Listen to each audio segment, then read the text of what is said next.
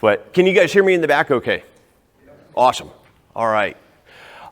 I want to welcome you guys here, both to the expo and to this session. This is a topic that I'm incredibly passionate about, as you'll soon see, and I'll share why. But what we're going to be talking about is, hold on one second, that's going to bother me and a lot of other people. There we go. How to use vision training to improve shooting skills up to 288 times faster than what's possible with traditional training techniques. And it's pretty unbelievable. How to reduce and prevent flinch using vision drills. And how you can use faster vision to be able to shoot quicker. One of the things that I do is I record my talks when I present. And if you scan that QR code or the QR code on the postcard that you've got and enter your name and email address, next week I'm going to look at who all signed up this weekend and send out the recording and the slides of this presentation. And the reason for that is it's dense. There's a lot of material, and some of it you're going to be spinning out thinking, oh my gosh, how do I apply that? And meanwhile, I'm going to be talking about something else. And if you've got the recordings and got the slides, you're going to be able to go back and watch it again and absorb everything. So the claims that I made, are they impossible? And using traditional methods, they are. But if we take a different approach, they're not only possible, found that they're expected. And what we're basically going to do is make change at the speed of neurology. And what that means is that we can cram days worth of gains into minutes. And the issue is that normal training spends most of its time from the neck down on tactics, on technique, on stance, on grip, on trigger manipulation, on things that are all important, but they're all built on a foundation above the neck. They're all built on a foundation of neurology. And if we get that foundation solid, when we go and we do our work on technique and tactics, we're going to make much, much quicker gains. We're going to be able to practice much less and learn much more. So I want to start out and ask a simple question, and it's, what is vision? And it's a more complicated answer than most people realize. I'm going to kind of gloss over it, but just give you an overview. We've got sight, which is basically what our eyes do. And then that signal goes back into our brain, and then we've got vision. How that picture is interpreted by our brain, what it does in the brain. And there's 37 aspects of vision that I look at for shooting. And interestingly enough, visual acuity, how well you see far and close, that's not one of them. Neither is astigmatism. Neither is whether people wear glasses or not. Those are relatively low leverage things. They're still important, but they're low leverage compared to a lot of other things that we can do with vision. So who am I and why am I here? My name's Mike Oxner, and I've gone by Ox since I was in preschool because nobody can spell or pronounce my last name. And Ox has been a family nickname and call sign for a few generations, and we've got 3 in the service right now who all go by Ox. But I've been friends with Tim for 19 years. We were friends back when he had the engineering company and was stuffing envelopes with newsletters in his living room at night. And just an idea how far back we go. Our 16-year-old son, nobody other than our immediate family could hold him without him screaming when he was born. And Tawny was the first non-family member who was able to hold our son without screaming. So lots of stories over the years and lot of fun times. But I live in the woods in North Idaho with my wife and 2 kids, and that's my sister-in-law in the picture. She doesn't live with us, but she was there for Christmas for this picture. And I'm an IDPA master with a subcompact, which basically means I shoot little tiny guns fast and accurately. And a lot of people think that you can't do things with little guns, and really you can do pretty much anything with a little gun that you can with a big gun, only you have to be way more exacting and precise. Little guns are not as forgiving. Little calibers are not as forgiving. But pretty much everything you do on a small gun carries over to a big gun. A range master instructor, UTM, military and law enforcement level 2, reality-based training instructor, and a reality-based training association master instructor with Ken Murray. And if you're not familiar with Ken, he was the co-founder of Simunitions and is the granddaddy of force on force training. Force science analyst, human factors and lethal force encounters, and basically that's what happens in the mind when we're under extreme stress. What abilities go away, what abilities do we gain, and how do we train with that in mind? How do we take advantage of it? How do we protect ourselves from it? And for today, the most important thing is that I'm a student of performance neurology, and I've studied with the Wharton Neurology program, with Z Health, with Next Level Neuro, with Sports Vision Pros, and more. And let me back up a second. Over the last 9 years, it's been over 1,000 hours of live training, 120 hours so far this year of continuing education. Something I'm very serious about. 1, because of personal reasons that I'll share in a second, and 2, because of the incredible opportunities for gains that neurology gives us. The reason I started down this rabbit hole is because I had way too many concussions from doing fun, dumb things. And skiing into rocks and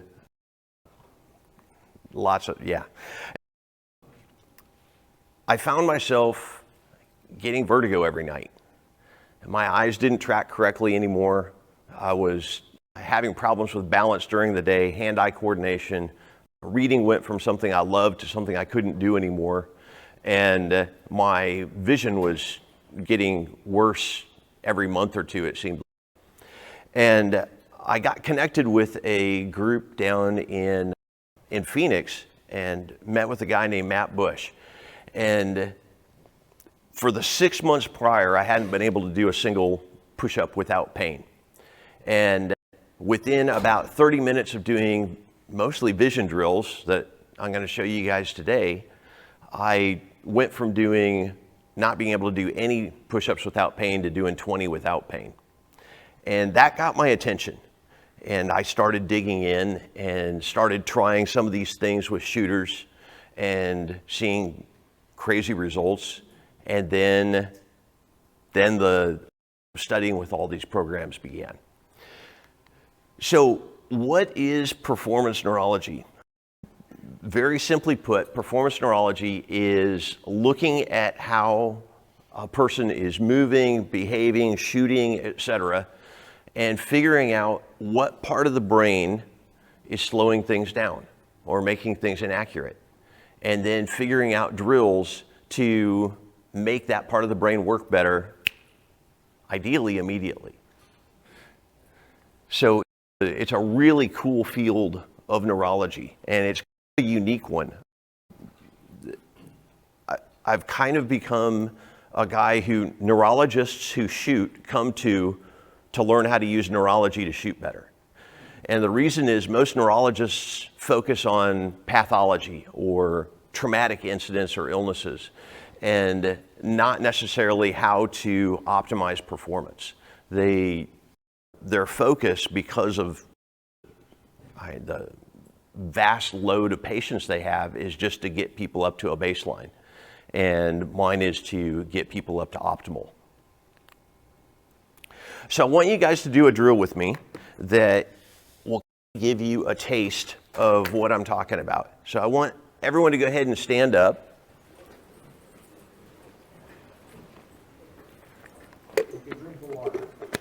What's that? Take a drink of water. So what I want you to do, if you can see the light switch on the screen, I want you to use that as your target. If you can't, I want you to use the exit sign as your target. And what I want you to do is hold your hand in front of you like it's at high compressed ready with your thumb up, and I want you to come up and out and cover the light switch with your thumb. I want the thumb to be between your dominant eye and the switch. And you want to have both eyes open. And with both eyes open, you're probably going to see either, if you're right eye dominant, a phantom thumb off to the right or a phantom switch off to the left.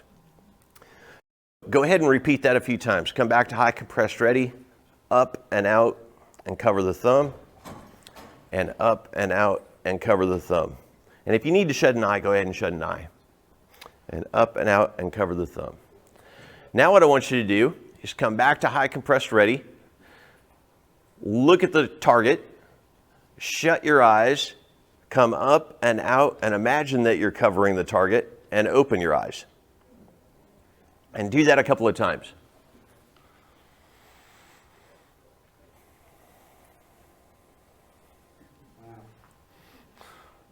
All right, when you've done it 2 or 3 times, go ahead and sit back down. Cool. So how many people were dead on? Awesome. How many people were off to the right or the left? Okay, we're going to change that.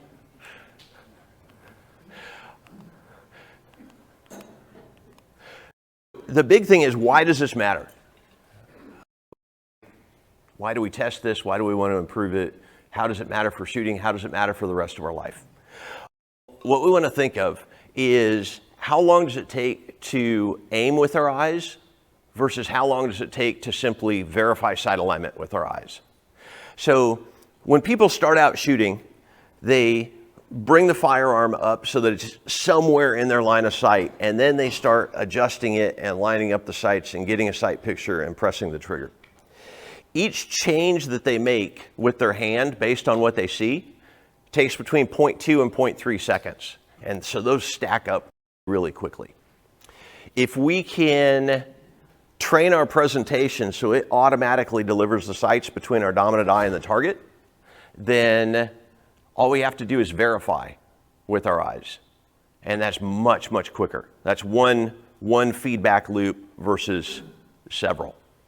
So we can shave half a second or more off of a time to first hit by having the presentation do the aiming rather than our eyes. So how do we improve it? One thing that is oftentimes taught is natural point of aim. So if you're coming up and you're off to the side of the target every time, you can move your feet so that now when you present, you're coming up and you're dead on. The problem with that is that's a fragile technique. It's a technique that depends on that foot placement.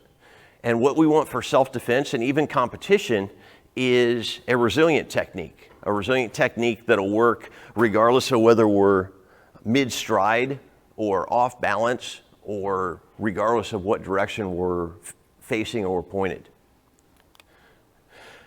Now this has a big impact on the rest of our life, and I'll give you an example from driving in a rainstorm. When we drive in a rainstorm where the rain's coming down too fast for our wipers to keep up, there's a couple of things that happen that are funny. Number one, we reach down and we turn off the radio so we can see better. And we see that in high stress situations too with audio blocking. The brain just does it automatically, turns off unessential sounds so that we can focus on what we're seeing and focus on what's urgent and important. Second thing that we do, joke, if you're trying to see something 200 feet away, when we're driving in a rainstorm, we move our head forward an inch or two to try and see it better. And so what's happening there is cool. The midbrain is responsible for startle flinch. The midbrain is also responsible for flexor tone, how much our flexor muscles are engaged. So when we start getting stressed, our shoulders go forward, our chin comes down, and our head comes forward, exactly like what happens in a rainstorm when we can't see the road ahead of us. The third thing that we do is we slow down. And we slow down in a car when we can't see, and we slow down in real life when we have sensory mismatch, when our eyes and our inner ear and our hands and our feet aren't in agreement on where up is, where straight ahead is, and where obstacles in our environment are. If you think about satellites, if you've got a group of satellites all telling you you're in a different place in space, it's going to be much, much harder to navigate. If you're trying to move and avoid an obstacle, if you know right where you are and right where it is, you're much more confident about moving and moving quickly. And so what we want is for everything to be on the same page. We want our eyes to be on the same page. We want our inner ears to be on the same page. We want our eyes and our inner ears to be in agreement with each other and with our hands and our feet, so that we can grab things, we can point, and so that we don't trip and fall. When these senses, vision, balance, and hand-eye coordination, aren't working together, the brain has a predictable set of patterns that it starts doing. Number one, we start moving slower. Number two, the brain stops engaging as many muscle fibers, so we're actually weaker. If we are stubborn, which I'm one of those people, and push through, then the brain starts creating pain, a phantom pain that doesn't necessarily exist in reality. A really common example of this is after driving or flying. And I had an incident a few years ago where I was shooting the Ironman 3-day 3-gun match. And it's not anymore, an awesome match, about 2,000 rounds, and climbing over things and crawling and through things and zip line and shooting while driving a golf cart and all sorts of fun stuff. But I got there and my back went out and I could not do anything. And I ended up doing a set of drills that I'm going to show you guys, and went from pretty extreme pain to being able to shoot the 3-gun match. And it was because when you're in a car and you're moving, or an airplane or a train, and you don't feel the movement on your face, and when your inner ear isn't experiencing the same effect as if you're going that speed on a bicycle or if you're running at that speed, you end up getting sensory mismatch. The brain is not happy with what's going on, and it will reduce your reaction times, it will reduce muscle output, and in extreme cases it will create pain. This is real common with flying and getting a sore neck immediately afterwards or the next morning. So the drill I'm going to show you is something that you really want to do anytime that you travel in a car or plane or anything like that. Another big thing with sensory mismatch, having the senses disagree with each other, is it is a major driver for behavioral issues with ADHD and autism and PTSD and TBIs and other conditions. And to the extent that few minutes of vision drills have been shown to reduce classroom behavior errors, or not errors, classroom behavior episodes by up to 80% in kids with ADHD. So it can be life-changing for a kid to get this under control, because it means going from not being able to be in the main class to being able to be in the main class and pay attention and have fun. So when we get this fixed, we're faster, stronger, more accurate, and have less pain in general. Anybody want to get a taste of that? All right. Go ahead and stand back up again. What I want to have you guys do is look at the edge of your thumbnail and focus on that. And then while you're focusing on it, turn your head back and forth like you're shaking your head no 4 or 5 times. After you've done that, I want you to nod your head up and down like you're saying yes while focusing on your thumbnail. And finally, I want you to tilt your head ear to shoulder while focusing on your thumbnail.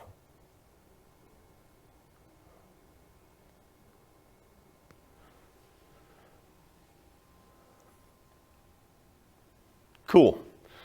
All right, now what I want you to do is with your eyes open from high compressed ready, come up and out and cover the target. And then eyes closed, come up and out and cover the target.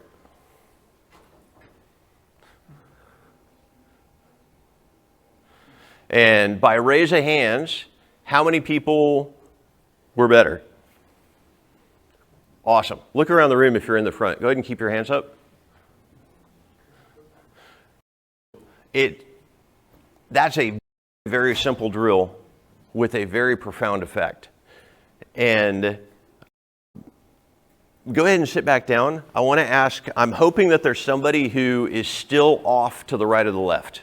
Is anybody still off to the right or the left? Awesome. Can you two both stand up? Are you okay with that? Yeah. All right. Kathy, are you off to the right or the left? Off to the left? Are you off to the right or the left? Right. Okay. I want you to tap on the left side of your jawbone up between your ear and your eye 5 or 6 times. And Kathy, you on your right side. And then go ahead and try it again and see if that made any change. Eyes closed and up? Yeah.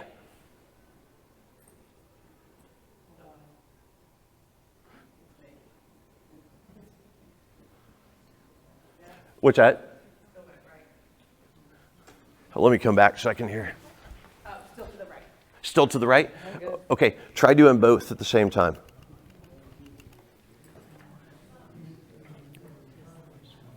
All right? On? Yeah. Awesome. That's wild. Yeah, because it just brought them. Cool. All right, so what just happened there? Because logically, that kind of shouldn't happen. Anybody off, up, or down? Anyone off, down? Everyone's high? Okay. High is a little bit harder to knock out, but we can try it real quick. What I want you to do, the little nubs on the back of your head, lightly tap them 3 or 4 times. And then in front of you, down by your waist, snap your finger 3 or 4 times. And then try it again. This may or may not work because vertical is a lot harder. Better? I'm on vertically now. Okay. Was it worse or better or the same? Better? Okay, awesome. So why does any of that work? We got 2 things. This drill, the nose, yes, ear to shoulder, what that's doing is getting your eyes, your inner ear, and your hands all on the same page about where straight ahead is, which is important for aiming. And for some people, that's not enough. We can have medications. There's 300 medications that hurt the inner ear. We can have illnesses that change how the inner ear works, and we can have head trauma that changes how the inner ear works. And normally, each ear is sending signals to the brain 1 million times a second, saying what's going on. But one can get stuck at 10% high, or one can get stuck 10% low. And when we do this tapping, it resets things and gets us back to the baseline so that the brain knows, hey, I'm not turning 24/7 anymore.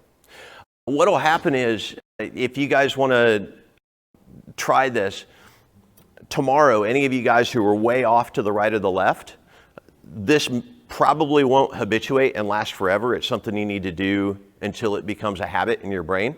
But tomorrow, what you can try is shutting your eyes and walking 10 steps. and see how far off to the side you are. And what will happen is if your brain thinks that you're constantly turning, when you open your eyes, you'll be 4 or 5 feet off to the side. You may want to have somebody with you when you do this.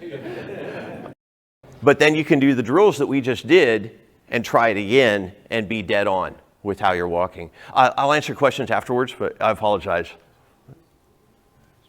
So this is a big deal for anyone who's had COVID, because both COVID and several of the drugs to treat COVID impact the inner ear. It's a big deal for anyone who's had a head injury, which is pretty much everybody. Depending on how many and how recent, it may be more of an issue for you. And you could have issues from concussions that you thought you fully recovered from 5 or 10 years ago.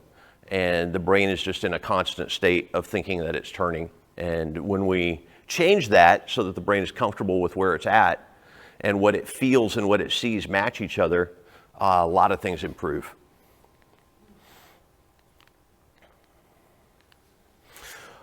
I've done this with over 1,000 shooters where we shot a before test, a before drill, did the drill, and then shot an after test. And about 70% of people improve, about 20% of people get worse, and about 10% of people see no change. And this is from a group last year showing with color. The greens all improved more than 15%. The reds all got worse by more than 15%, and the grays were in that positive to negative 15% range. Now, the crazy thing is the people I'm most excited about are the people who got really worse. And the reason for that is if these movements stress the central nervous system enough that somebody shoots 20, 30, 40% worse, they're probably running into that same stress throughout their day, just going about their daily lives. And if we can get those senses back online, it can have a dramatic impact on their life in absolutely every way. So for the people who were dead on, what that means is that this was just too easy of a drill for you. You're dialed in with your feet firmly planted. So what you can do to make it harder is move your feet together, move them one in front of the other, stand on one leg, start adding in angles, or with aerial gunnery tactical flight officers, one of the drills that I have them do is have somebody in an office chair that's on rollers, have them spin the chair and push the chair across the floor and have them do the drills while they're spinning and going across the floor. And that can make you nauseous real quick if you don't build up to it. So I don't suggest going and doing that at a high volume tonight. So here's a neat factoid on this. Carl Rain did a lot of the original asking on this, but he started asking instructors, what kind of improvement in speed and accuracy do you consider to be awesome at the end of a 2 or 3 day class? And what the consensus is, about a 20% increase of speed and accuracy is awesome. So with over 1,000 shooters doing that drill, the average gain has been 20%. So we're cramming 2 to 3 days worth of gains into 3 to 5 minutes. And then we can do all of our training on top of that. And when we do our training on top of having our eyes working together, having our eyes working with our inner ear, and having our eyes and inner ear working with our hands, everything's easier. The gains are easier. We're able to have more energy at the end of a day of training, and we're able to learn more that day, and we're able to retain more in the following days. So that, and it's actually 3 8-hour days. I figured out my math was wrong, Mike. So 3 days, 3 8-hour days is 288 times longer than 5 minutes. But it's not an either or, it's a stacking thing. you do the vision drills first, and then you do all the regular training on top of it. And you just get way more out of your regular training. So, let's make that even better. How many people here have old eyes and see fuzzy sights? All right. I figured. How many people have eye dominance issues? All right. How about, is it confusing when you're trying to shoot with both eyes open, either because of double guns or double targets or both double? All right. And how many people would like to be able to shift focus and see quicker? All right. Awesome. We're going to cover all of these. So the first problem is old eyes and fuzzy sights. And a lot of things get blamed on old age because it's easy. And in reality, old age is a part of the equation, but we have control of a lot of how our vision, how we either maintain our vision or lose our vision as we age. So a drill that I want you guys to do when you get home, and this is part of why I want you guys to get the slides and the recording afterwards, is so that you can have this. I want you to find a font size on your phone that you can just barely read. And then I want you to read it out loud for 5 to 10 seconds. And then what I want to have you do is a couple of drills. The first one is a range of motion drill. So you want to keep your head still and move your thumb around in a circle so that your eyes go through their entire range of motion. And the reason that this is important is because we've got 6 muscles around the outside of the eye. And most people don't take them through their entire range of motion throughout the day. And if we think about any other muscle in our body that we don't take through its entire range of motion on a regular basis, what happens? It's not good. We don't get as much use out of it. We get stiff, those muscles get tight, and we lose the ability to exert maximum force. So if we do that with our eyes, we can move our eyes quicker, we can change the shape of our eye quicker. The other thing is, this is especially important for anybody who wears lenses, or either corrective lenses or glasses on a regular basis. And the reason is, glasses train our eyeballs to look through the clearest, sharpest part of the lens. And we end up moving our head and our eyes together rather than moving the eyes independently from our head. And when we do that, parts of the brainstem don't get activated the way that they should. So a really simple drill that you can do while you're wearing glasses is just look around the outside of the rim of your glasses. Now, the other reason this is really important is for peripheral awareness. And peripheral awareness is one of the biggest drivers of tripping. And falling is the #2 cause of accidental death in the world. It's a big deal, especially as people get older. And as people get older, their eyes a lot of time end up being locked in a straight ahead position. So the more range of motion we can get, there's a ton of benefits to it. Second thing I want you guys to do is, it's a combination drill, and I'm going to have to show you guys in 2 parts. It's palming the eyes and triangle breathing. And palming the eyes, you basically put your hands, the palm of your hand, over your eyes so that you don't see any light whatsoever. And then the triangle breathing, what you do is you breathe in quickly for a 2 count through your nose, and then out slowly for a 10 count through your mouth, and then hold your breath with empty lungs for a 5 to an 8 count. And you don't need to do it here. Go ahead and you can do it. Palm your eyes, breathe in quick through your nose, and then breathe out slowly through your mouth. And then hold your breath with empty lungs.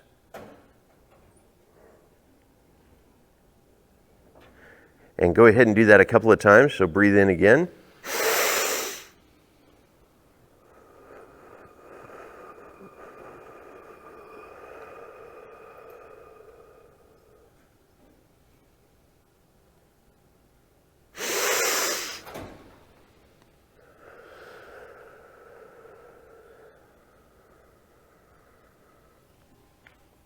All right, when you've done that, go ahead and put your hands down. And for a lot of people, they'll notice, I'm noticing a difference in my voice. It calms down the sympathetic system almost immediately. And one of the things that happens is the same part of the midbrain that is responsible for startle flinch is responsible for changing the curvature of the eye. And when it goes into startle flinch, we start losing the ability to change the curvature of the eye. And when we go more parasympathetic and calm down, we get the ability to change the curvature of the eye quicker and easier. So a lot of people can see a dramatic difference in how well they can read and how well they can see the front sight just by doing those two drills.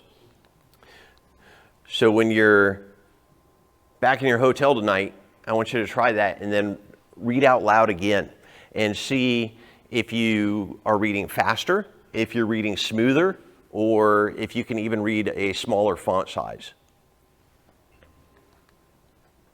And I've got another technique I'm going to share in a little bit on how to get a clearer front sight. So problem 2 is eye dominance. And this has been the way that a lot of eye dominance testing has been done for decades. And unfortunately, you don't want to do it this way. And there's a few reasons for it. And don't feel bad if you have. Don't feel bad if you're an instructor and you're doing it, because this is the way that's most commonly taught. But there's some interesting things with eye dominance. Eye dominance can change depending on whether you're shooting with one hand or two hands. It can change depending on whether you're shooting with the right hand or the left hand. And it can change depending on whether you're shooting with a pistol or a carbine. And this doesn't happen for everyone, obviously. Some people are very stable with one eye. Some people, when you have them do right hand, left hand, and both hands, you'll see 3 different types of eye dominance. And it's a really crazy thing to see for the first time and start digging into. And I said 3 different types of eye dominance. There's actually 4 types of eye dominance that we want to look for. And the traditional triangle test only tells us 2. How does that work? We've only got 2 eyes. How can we have 4 types of dominance? The first 2 are easy, right and left. The third one is cyclopean dominance. And cyclopean dominance is pretty cool, and it happens in about 11% of the population.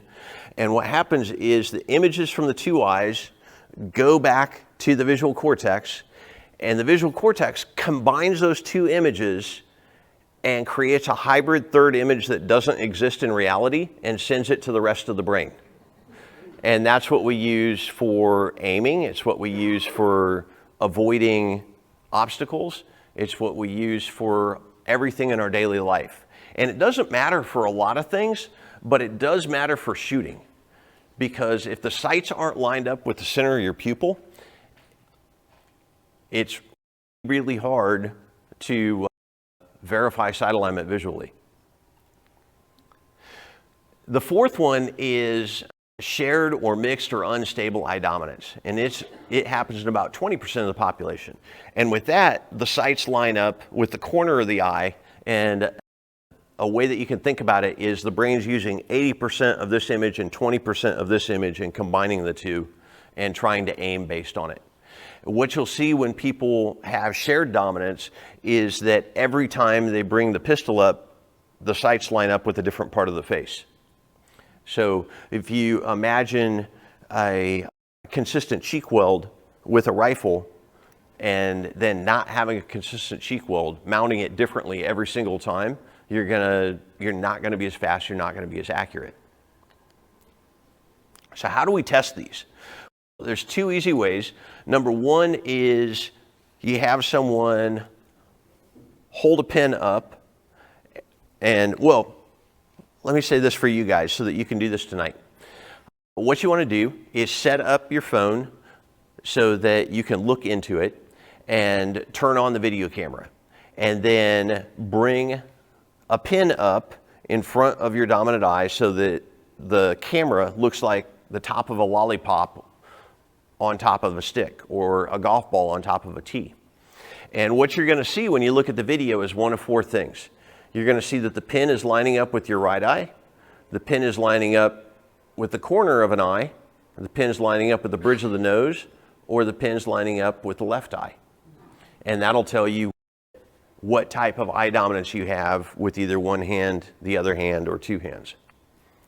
The gold standard is to do the exact same drill using a blue gun, a SIRT, or an airsoft or unloaded real firearm.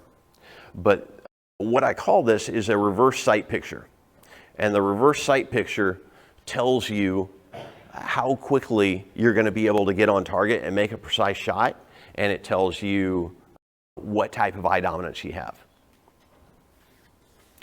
So the third problem is that 46% of shooters' eyes aren't pointing where they're focused. And 37% of people's eyes are pointed in front of their target, and 9% are pointed beyond their target.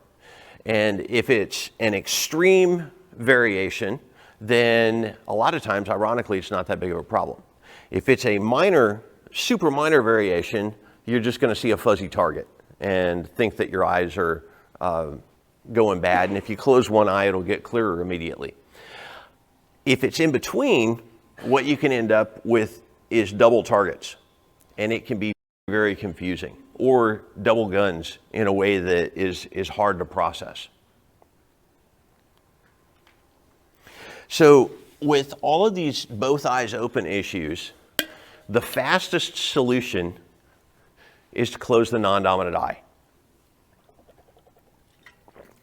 But why don't we want to do that? There's a few reasons. Number one is our visual processing speed is 20 to 30% faster when we have both eyes open. Our reaction and body movement speed is quicker with both eyes open. When we close one eye, the other eye is going to sympathetically squint some and partially block the pupil. The pupil's not going to get as much light into it, which means that the signal's not going to be as strong, which means that it's going to take us longer to decide what we're looking at. When we have one eye closed and we open it, there's a moment where the eyes are lining up again, and that causes visual confusion. We get eye fatigue when we close one eye, and this is a biggie. Closing one eye doesn't transfer over to high stress shooting. And what I like to say is, if you might need to use a firearm in a high stress situation, chances are incredibly high that you're going to have both eyes open. You've got two choices. Number one, you can figure out how to deal with that visual confusion in a calm, peaceful setting so that when you do get into a stressful situation, it's not something new. Or you can try and figure it out on the fly when lives depend on performance. And I think it makes more sense to do it in a low stress situation and get comfortable with it early. So here's a crazy thing. When we close one eye or block one eye, it makes that eye more dominant. And this is something a lot of people don't believe because it's been taught for so long to cover the non-dominant eye or cover the eye that we don't want dominant. But two quick studies. This one, short-term monocular patching boosts the patch's eyes response in the visual cortex. And then this one, another one in 2018, where they tested whether it made any difference how long the eye was patched. And they tested between 15 minutes and 5 hours, and it made no difference whatsoever. So one of the things that we can take from this is that if the dominance between your eyes is very close, or if it switches back and forth on a regular basis and you're not sure why, before a classifier or qualifier or competition, one of the things that you can do is patch the eye that you want to be dominant. And then when you get ready to shoot, unpatch it and start shooting. And by doing that, we'll make the eye that you want to be dominant.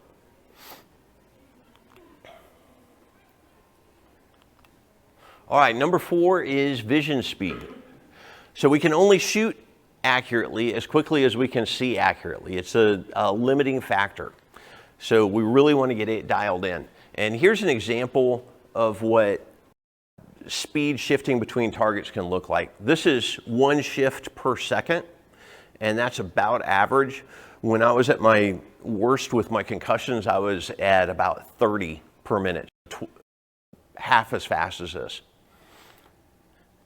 This is 160 per minute, and this is relatively easy to progress to doing vision training. And what that means, I'll give you an example from what I went through. When I was only able to switch 30 times a minute, when I was only able to shift focus 30 times a minute, what that meant was if I was driving and I was looking at the car in front of me and I wanted to look at my speedometer, it took 2 seconds to shift focus.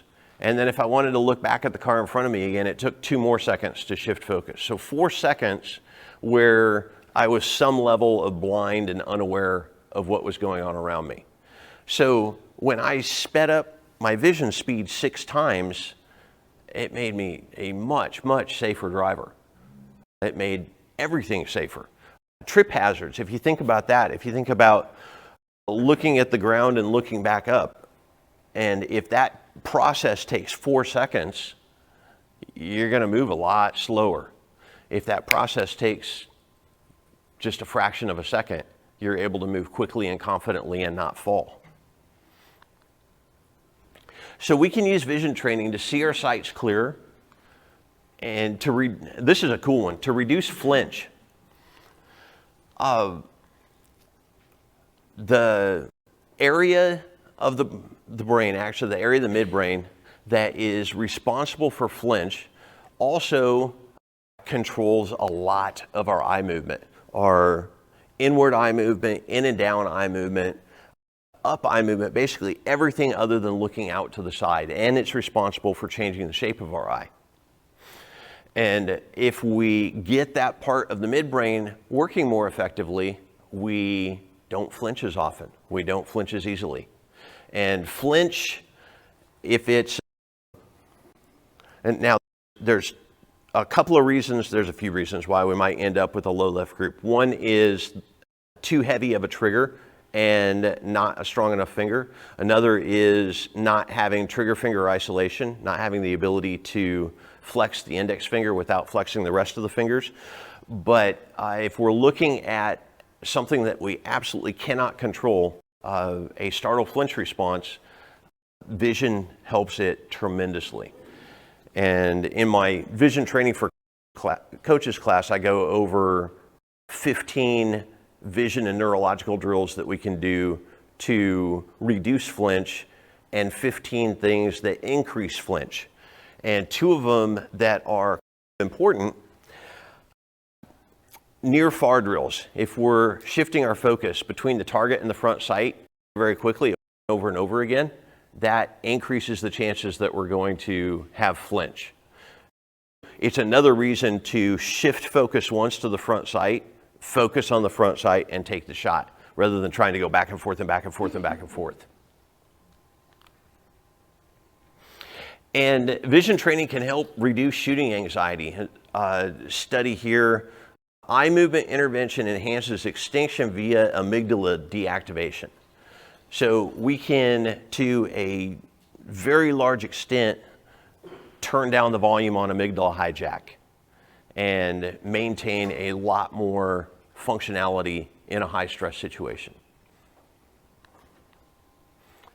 And we can use vision to improve balance and reduce fall risk. And a big reason for this is the shortest neural connection in the brain between 2 systems is between the eye and the inner ear. And it's 3 neurons long, and it's the fastest reflex in the body. And it is what allows us to look at something and turn our head back and forth and have our eyes stay focused on it. It's what allows us to ride a mountain bike and see clearly, or drive a car and see clearly. And when we improve it, we reduce our chances of falling. And we can improve reaction times by using vision training. We can loosen tight hips, we can reduce joint pain, and there's actually on the tight hips, an example on this real quick. At the USCC Expo in Fort Worth, I worked with a guy who had tight hip flexors for 7 years. Constant pain, had him do about a minute of vision drills and another drill working on the same part of the brain. He got about 30 degrees more range of motion on his hip flexors, and he's still not in pain today. The stuff that you can do with vision is absolutely amazing. And then the one last thing is dementia and Alzheimer's. There's been a lot of research on the connection between vision and dementia and Alzheimer's. And right now, we're in a chicken or the egg phase. It appears that vision may be a driver for dementia. It appears that dementia may be a driver for decreased vision. And we don't know which is definitely the case yet. But the fact that there's a connection there and the fact that vision training does so many things makes it another reason to do it.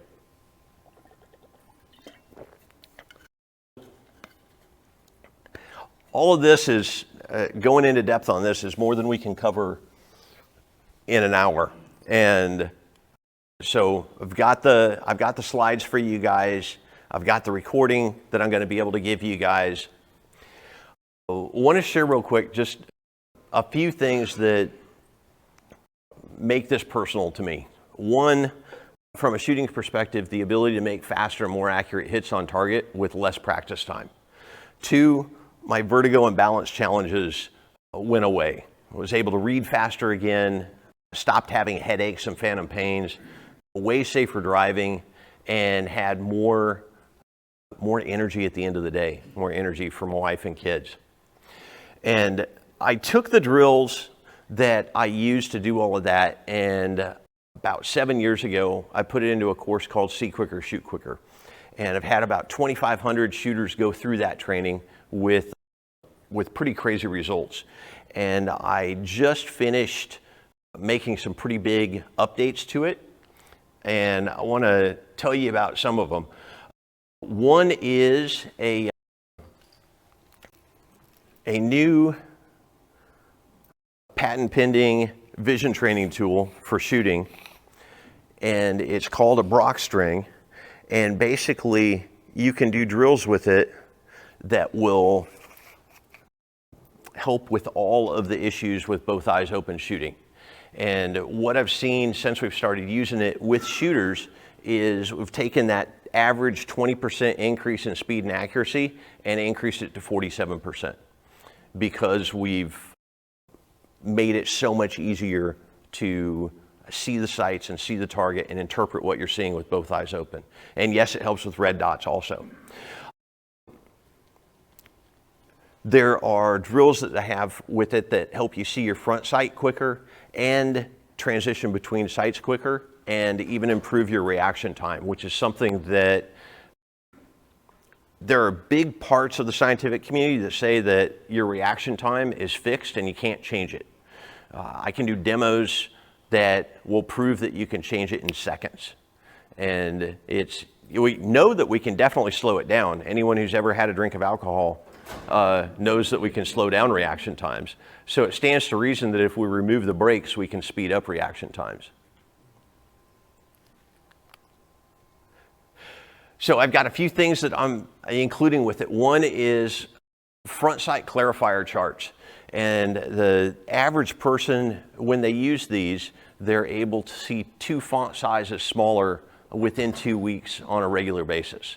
And so for a lot of people, that's the difference between being able to see their front sight with readers or not having to wear readers anymore to shoot and shoot accurately.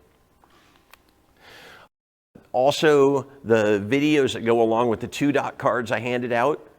And this is an hour-and-a-half course that I have delivered several times on that card that I gave y'all. And the drills for how to do them are on a PDF there at the bottom But if you want the videos, they come with the new See Quicker, Shoot Quicker course.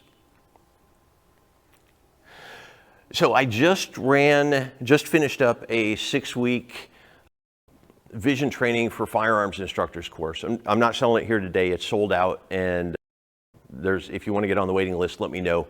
But the only people who have had a chance to use these tools outside of myself are that group. Offering them here today, and you guys are going to be some of the first to get them and use them. And some of the things that the instructors in the class had to say, I can't believe how widely applicable this stuff is. ADHD, elders balance problems, etc., way beyond shooting. It's been a fantastic class, Mike. Many thanks. And this has been amazing information that I've been able to use with my students and help them get dramatic positive results.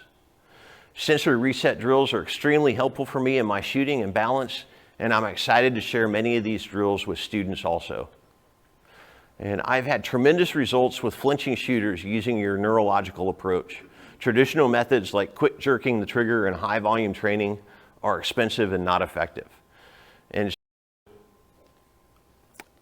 the same tools that they used to get those results are in the See Quicker, Shoot Quicker course. And I have a few of them today for $97. I sold over half of what I brought yesterday. I didn't know there was going to be as much demand for it as there was. I have those for $97. The first 10 people who sign up, I've got dry fire cord for you. And dry fire cord, it lets you basically stick it in the ejection port of your gun, and it blocks the chamber. The tail sticks out the ejection port and holds the slide out of battery, and it lets you do multi-shot dry fire without a click. Now, I've got to say this since Mike's here. This is the way to go. But if you don't have a cert yet, or if there's not a cert that matches your gun close enough, this is an awesome option for doing multi-shot dry fire training. So the first 10 people will get dry fire cord along with it. The first 5 get an autographed copy of my best-selling book, Real World Gunfight Training. And then I've got pistol cheat sheets. I've got a few of those left. And what pistol cheat sheets are is I looked at all of the main problems that I ran into with shooters and the sayings that I said over and over again on the range to help get people on track. And specifically, the things that a week later they completely forgot after they shot their first round when they went to the range again. And so they're all on these cards, and these cards are made out of PVC. They're like EMT cheat cards. They've got a hole for a lanyard so you can put them in your pocket. You can hang them around your neck, and they cover mental focus, quick fixes for visual confusion with both eyes open, trigger manipulation, grip, support hand grip, 4-speed aiming, integrating the senses, and stress control using breathing and isometric tension. And so they come with the See Quicker, Shoot Quicker package also. And then I've got one more thing I'm not going to go into much detail about, and that's a shooting on the move course. I got approached by an instructor training cadre at Benning a few years ago, actually almost 10 years ago now. What they wanted was they wanted a program that would help their people shoot better on the move than they were currently shooting flat-footed in the same amount of time with less money under stress. And so I reverse engineered it from a neurological perspective, built it up, they started using it. I've run about 2,000 shooters through it with amazing results. The book is about that course, and The course is basically 42 follow along dry fire drills that you can do at home to help you shoot on the move or just shoot while you're getting off the X and in uncomfortable positions. We've got a little bit of time. My next class starts at 10:30 in 30 minutes. I'd love to meet you guys. If you want any of the training, come on up. And if there's not enough time because of the next class and you get a chance, come by after the next class because I'd love to get to talk with you and answer your questions. Thank you very much.